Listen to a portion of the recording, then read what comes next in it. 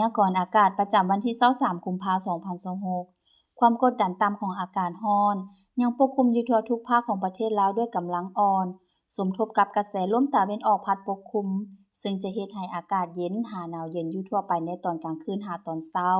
ส่วนตอนบ่ายอากาศร้อนและจะมีฝนตกฟ้าร้องในระดับคอยหาปานกลางอยู่บางท้องถิ่นพร้อมจะมีลมพัดแรงเป็นบางโอกาสอยู่ในแต่ละภาคเหนือด้านตะวันออกอากาศเย็นในตอนกลางคืนหาตอนเช้า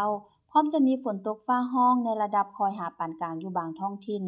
และมีลมพัดแรงเป็นบางโอกาสอุณหภูมิในระหว่าง14-28องศาภาคเหนือด้านตะวันตกอากาศเย็นในตอนกลางคืนหาตอนเช้าพร้อมจะมีฝนตกฟ้าร้องในระดับคอยอยู่บางท้องถิ่นและมีลมพัดแรงเป็นบางโอกาสอุณหภูมิในระหว่าง16-33องศาสำหรับนครหลวงเวียงจันทน์อากาศเย็นพร้อมจะมีฝนตกฟ้าร้องในระดับคอยอยู่บางบริเวณและมีลมพัดแรงเป็นบางโอกาสอุณหภูมิในระหว่าง23-33องศาภาคกลาง